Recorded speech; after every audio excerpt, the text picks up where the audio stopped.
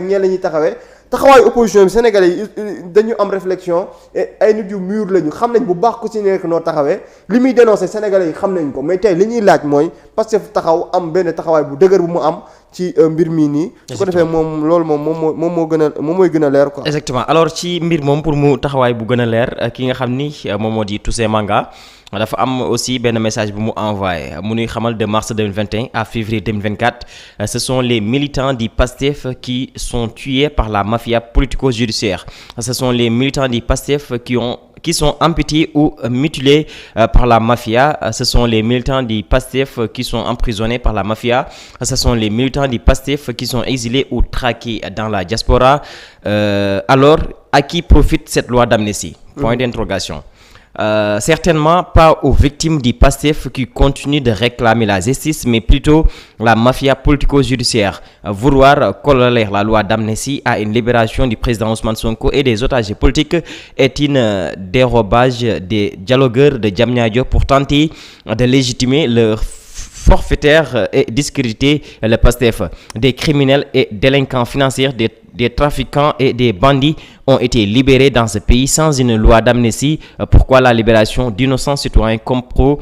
et compagnie doit nécessairement se faire par une loi d'amnistie? La libération d'Ousmane Sonko est devenue la foire des prétextes. Pour certains, c'est le bon prétexte de s'auto-amnistier. Pour d'autres adeptes des deals et des compromis, c'est bon le prétexte pour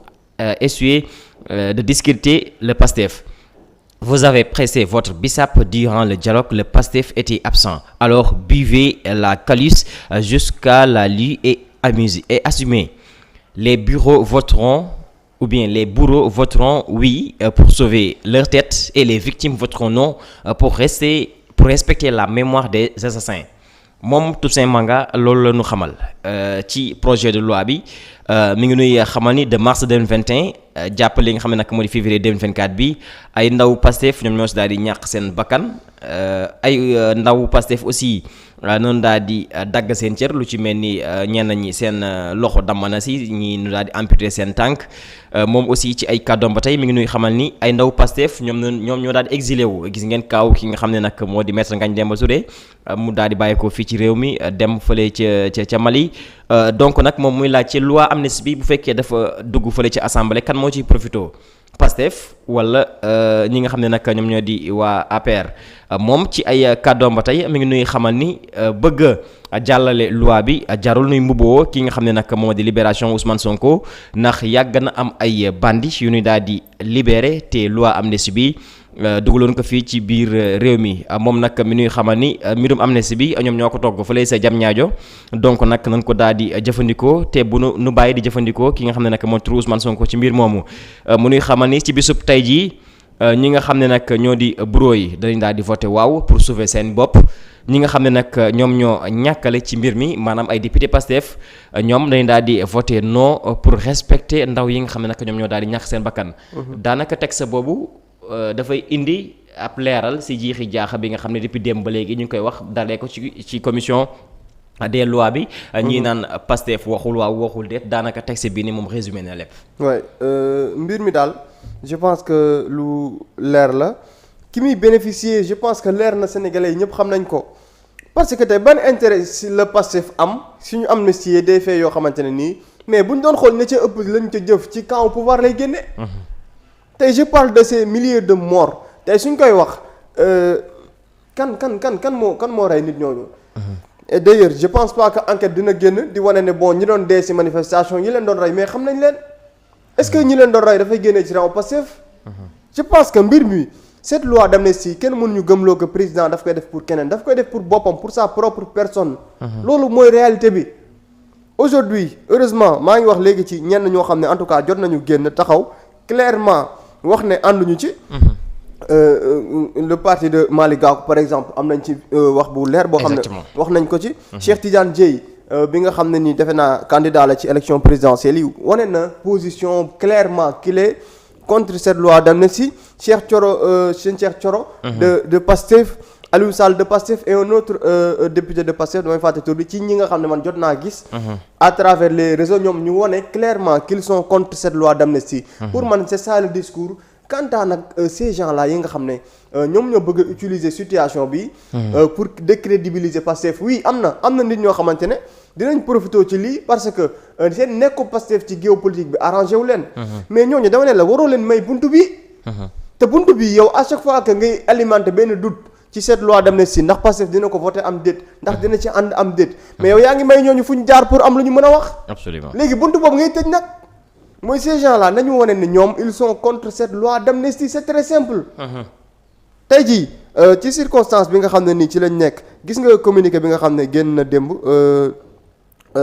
jóge ci waa PDS nga xam ne c'est-à-dire ñoom dañoo jël seen lépp tënk ko ci ñun nañu xool li nga xam ne moom mooy doon taxawaayu député yi bokk ci Pastef wala bokk Yewwi Askan Wi mais en tout cas man jàpp naa ne li si ëpp solo mooy c'est vingt et quelques je pense 24 xaw ma 25 députés de Pastef lan mooy doon seen taxawaay ci li nga xamante ne nii moom mooy loi d'amnistie bi et il faut que ñu expliquer nit ñi c'est-à-dire li tax mbir mi garaaw li tax mbir mi garaaw mooy déjà nit ki mooy soxla dara bëgg la yow nga jàppale ko si loo xam ne boo ko si jàppalee moom amul crédibilité bu mu ciy ñàkk mais moom yow yaa ciy ñàkk te moom moo ciy bénéficier parce que tey loi d'amnistie boobee bis bu loi d'amnistie amee kan la ñuy amnistier parce que mënuñu ay sénégalais ñu bokk ci opposition bi ñu bokk particulièrement ci Pastef génn ci mbedd mi ñu rey leen ñu rey c'est des gens de Pastef lu ci bëri absolument ñi ñu gaañ ñi ñàkk seen ay cër et d'ailleurs El Malick mi ngi koy préciser ci postam tey jii Pastef ci boppam moom moo jël en charge tous ces détenus ñu ci bëri même ci détenus yi ak ñi nga xam ne ñoom ñoo gaañu ñu ci war a faj ak yeneen ak ndàmpaay yi nga xam ne yenn ci ay famille tey ñu ngi fexe ba di leen jege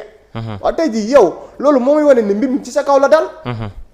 waa léegi lor goo xam ne yow ci sa kaw la dal ñu bëgg a wëlbatiku yow ci sa bopp yow ñu bëgg yow nga ubbi leen ñoom nga mun leen xaalal yoon bu leen may liberté ëllëg absolument yow nga war leen ko defal parce que tey loi bi man pour man le problème c'est pas que cette loi passe ou pas parce que am nañ possibilité wu jàllale ko même ñoom buñ ci àndul kon loi bi mu jàll ak mu ñàkk a jàll l'essentiel mooy yow position de principe bi nga taxawee woon nga continuer di ko taxawee ba sénégalais yi xam ne kat kii bis bi ñu taxawee indi loi ne kat loi bi liñ ci jublu mooy meurtre yi fi am ak yeneen mais c'est des meurtres c'est des cas de meurtre lan la balle réelle di wuti dans le cadre du maintien de l'ordre ci circonstances yoo xam ne defe naa ne on a vu des vidéos yu claires yoo xam ne on voit des gens tirer à bout portant si ay jeunes yu doon manifester dóor leen ay balles waa circonstances yooyu tey ñu gis ko léegi ñu bëgg a jëlee loolu bi raxas ko ne léegi loolu musul am ci réew mi yow mi nga xam ne yow la daloon ci sa kaw nga bëgg a participer ci lu voté loi boobee loolu bis boo ko defee ñàkk sa crédibilité absolument parce que mënatoo wax lu dugg ci bopp nit ñi c'est là exactement alors ci mbir moomu gis nga ki nga xam ne moo di Khalifa Sall moom aussi joxe na position am jëmale ko ci loi amnistie bu ñuy voté tey jii fële ci assemblée nationale moom mi ngi nuy wax je suis contre la loi d'amnistie qui passera en plénière mercredi à l'Assemblée nationale. Cette loi, en plus de heurter notre morale collective, souiller la mémoire des victimes des événements dramatiques que l'on cherche à effacer. Je suis pour le pardon et la réconciliation, alors qu'elles sont précédées par la vérité. Le peuple sénégalais ne saurait cautionner une entente honteuse sur son dos. moom Khalifa Sall ñaawlu na bu baax a baax loi bu ñuy voté tey fële ci assemblée nationale moom nee na d'accord ci waaye aussi moom d'accord na pour jégg ak jéggale am ci réew po Sénégal nu daal di amalal li nga xam ne nag moo di benn réconciliation waaye il faut nu def li nga xam ne nag moom mooy yoon moom ci biir mbir moomu mi ngi nuy xamal ni rek mi ngi daal di ñaawlu bu baax a baax waxtaan bi nga xam ni mi ngi am ci ndoddu sénégalais yi waxtaan boobu nag xamaguñu kan ak kan la concerné. mooy li ma lay wax nii rek c'est-à-dire aujourd'hui vous donnez l'opportunité à ces gens-là ñu mun di porox ndoll ci mbir yi di wax alors que seen position bu claire ñoom duñu am lu ñu wax mbir mi c'est simple tey jii nag moom lii mu wax